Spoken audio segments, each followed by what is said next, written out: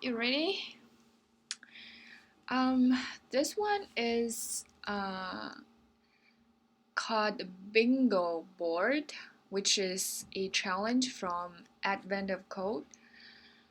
Um, I'm sorry if you hear some kind of like humming background noises. It's just I guess some of the ventilation, the AC or the heating machine is not are not like some of the machines are not working properly, then it's like humming all the time. So most of the time I'm just gonna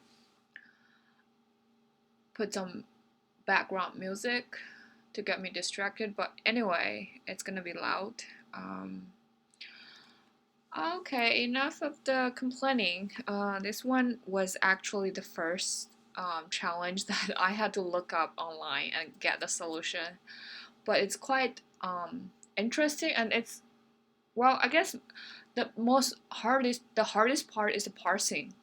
So you can see, like, let's just dive right in. The input is you have this one list of integers with the delimiter comma separated, and then you have the boards like 1, 2, 3, which are represented by kind of XY, two-dimensional array style. But then um, the integers that you want to match, they are just like one dimension. So in this one, we're trying to flat this boards out to just like one dimension. And the rule is very simple. So you go from the left first integer and go through all of them, iterate. Let's see if you might 7, and if you get 7, then you have like matching 7 in each board, and then it just goes on and on until there was like one point where you have this full row or full column all marked from this list of integers. That's where you have won the board, the game. That's how you get the has won the game. And then the output would be you just sum up all the unmarked integers from this list of inputs, like the first row of the input, and then times all the marked ones. So the second one, just a math, but the kind of difficult one is the has one. You have to make sure like the whole row has been marked. So the way to do this is well, it's sort of a little bit manual in my opinion, but it solves the problem pretty fast and easy.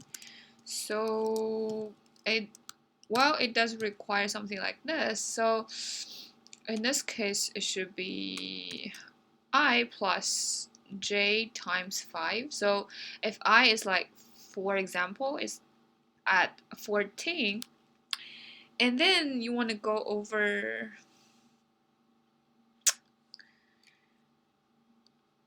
plus, you iterate through in the range of 5 for both I and j.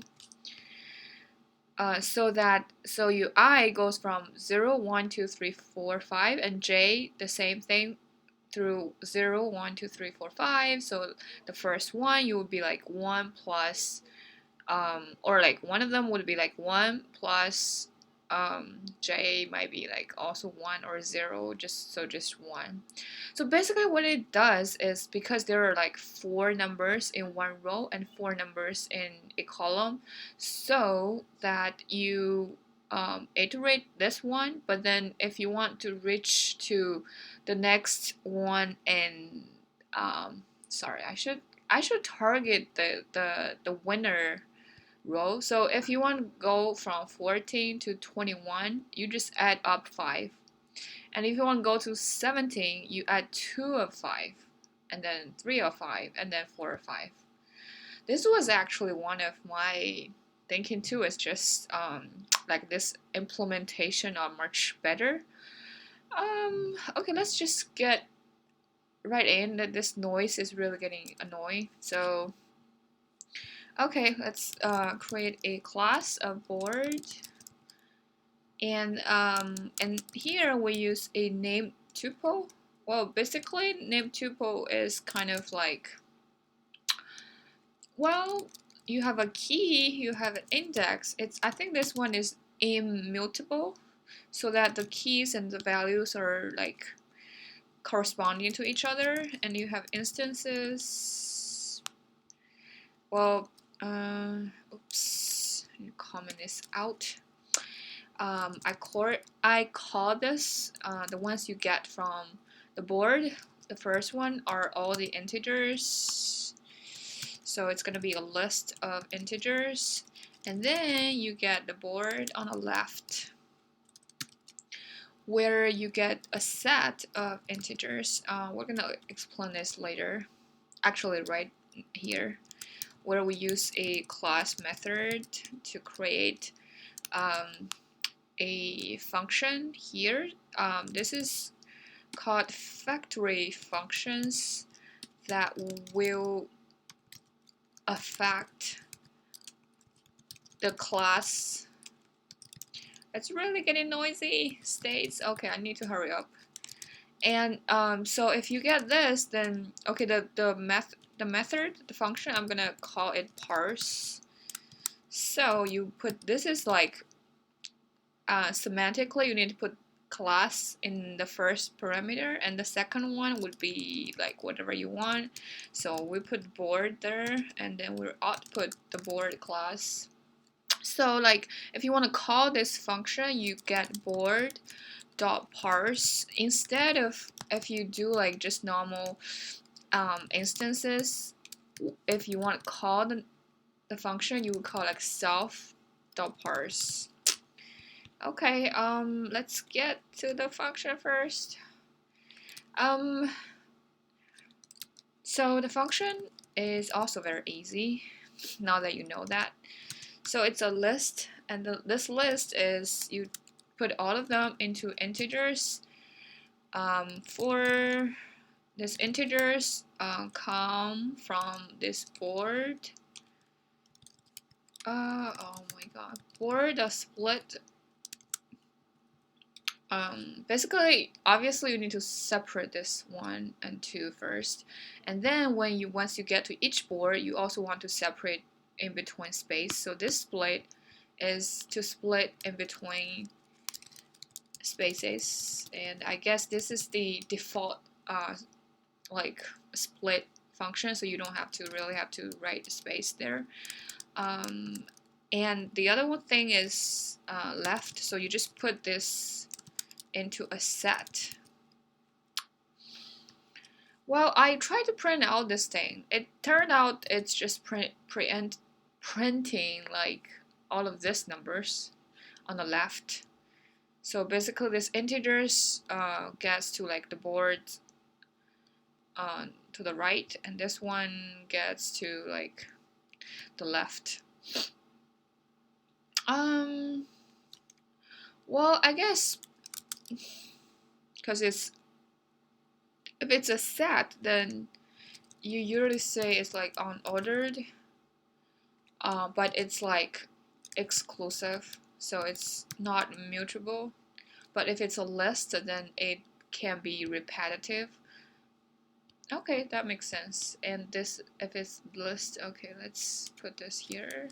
If it's a list, then it's can repeat. You can have like different like same elements, but if it's like set,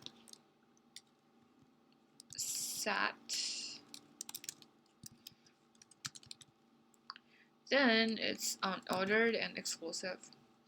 Okay. Ooh, and then we just return the final result from this parse, which is a little bit, well, you put class there and you put board and int board left, you return the separated ones and done with the parsing. Okay, the second function has one. You will need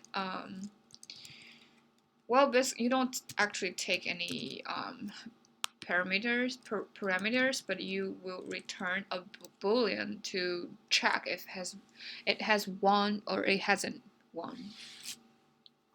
Okay. I don't really know how to pronounce that one. You win. You win.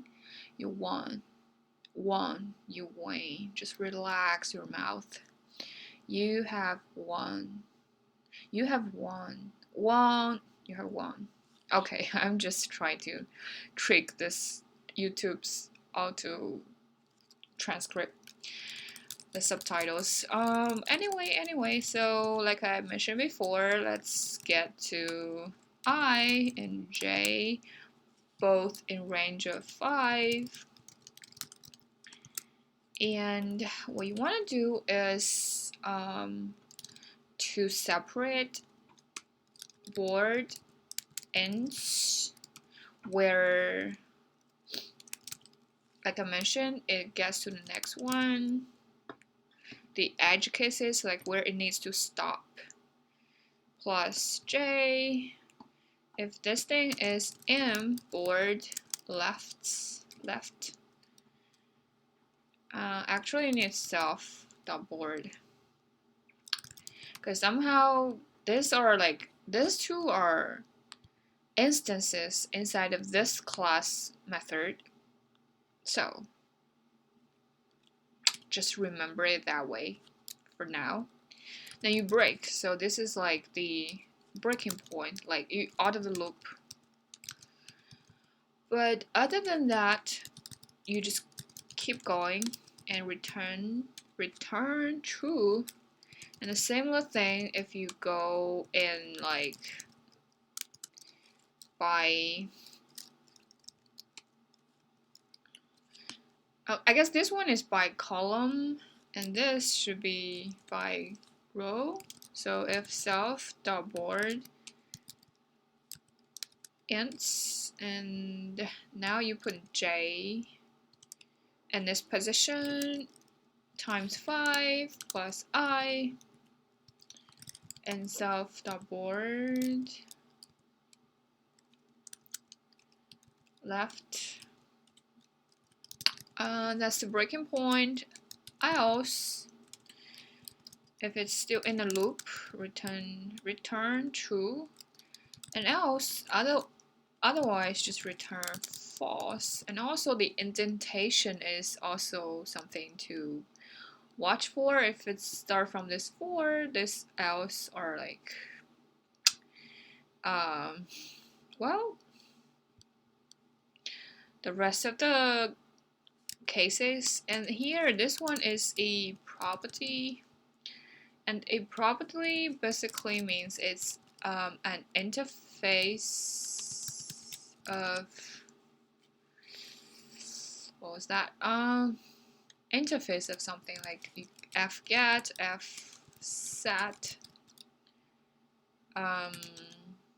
fdelete, and also you get a doc string, which also means if you want something that's like non-edible, like it's like you just read this.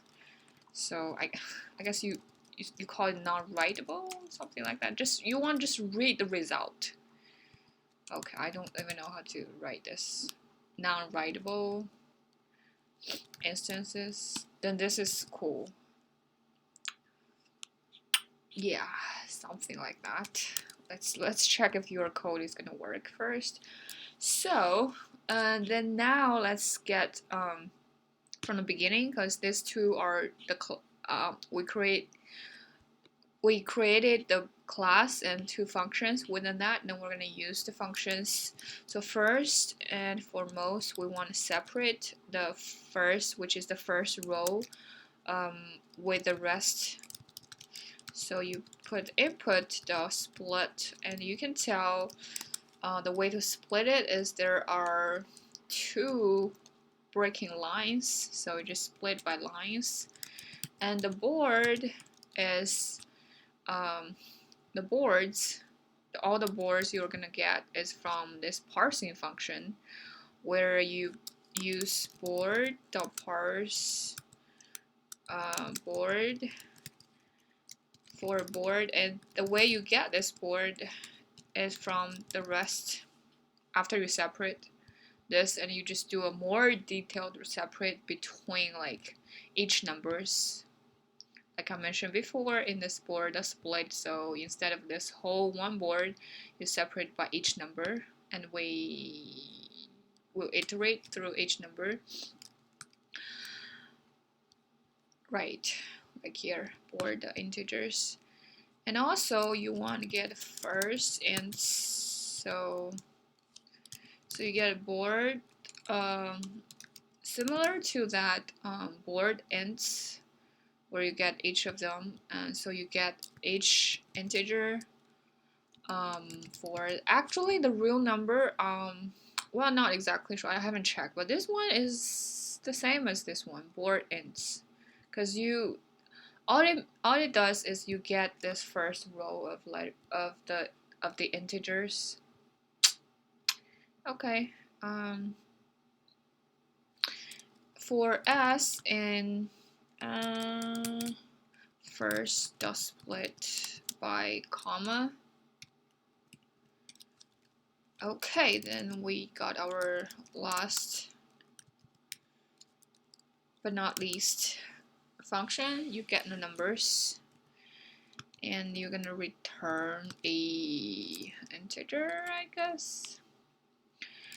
So let's iterate for name and range of this first ints, all of them just one by one.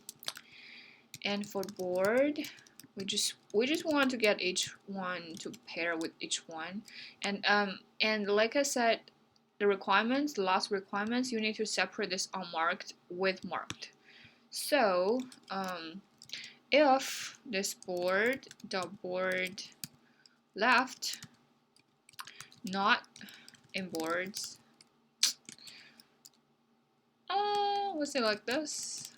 Well, okay, I'm gonna double check this condition later, but let's write the result first. Like I said, conditions are much harder than the result, the action, not result, but the action. So what you do is you get this board, the board left, and you discard all the numbers that matched, or you call it marked. And for board in boards, we're gonna get the eventual value. You just return the sum of the board left, the rest are marked, times the marked. This is unmarked, this is marked. And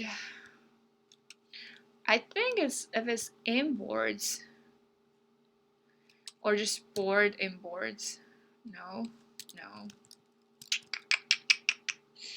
I think it's board dot left in boards. Like just to mention like the left ones.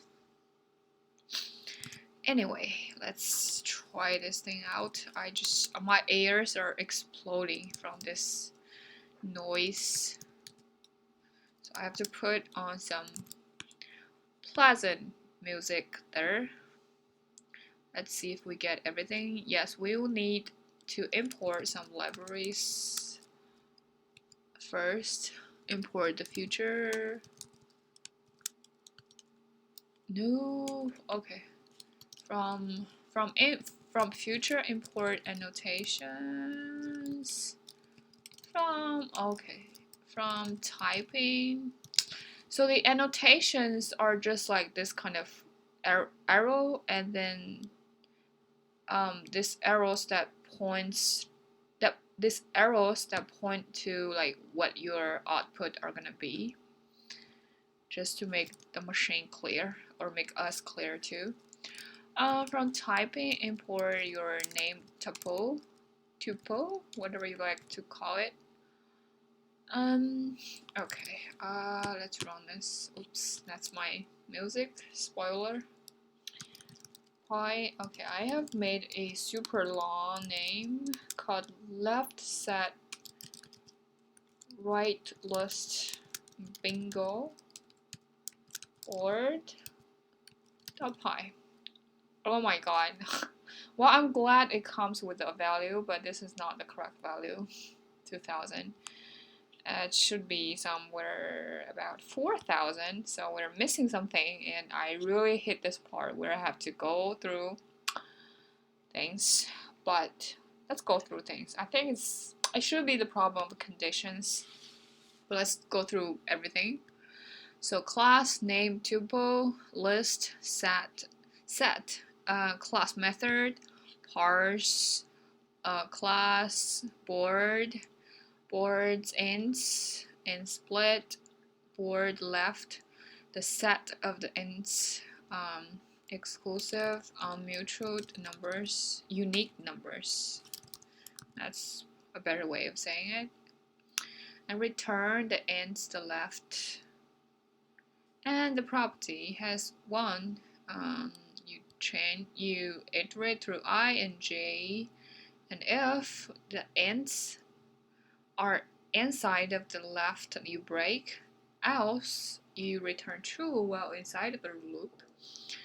And similar thing with this one, this is for column, should be for rows, and you split between first and the rest, and you get from the rest you get the board parsed, and from the first you split the integers. Okay, I guess the problem is here.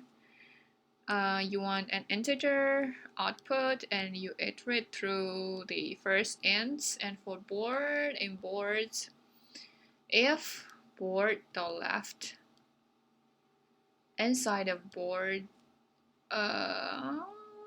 oh my god, I have no memory how this conditions. Okay, yeah, sorry. If okay, if board the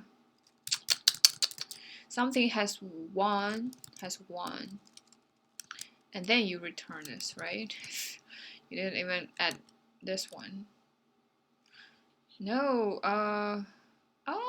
okay.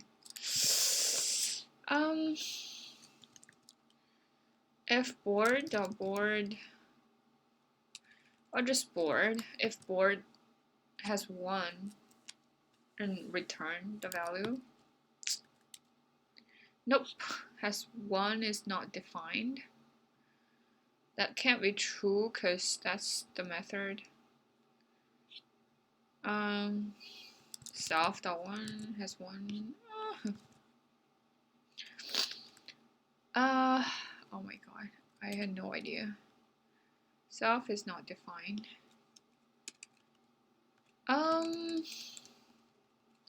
Or just board dot has one. Is it something like this?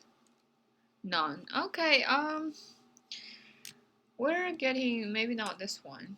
It already said for all of them, and then just discard this. Okay, yeah, yep. Because like has one, like you have this range inside of all the boards, and then you choose the ones that has one, and then you return a number, which is 4,000 something. So I guess yeah, we're done with this board thing, parsing thing, which is kind of cool, really cool. I guess the next one would be that another challenge which uses depth first search that you've been practicing on. Not really, but still like a tiny bit similarity. But I guess that's it for this one. Ciao, 안녕, bye, love ya.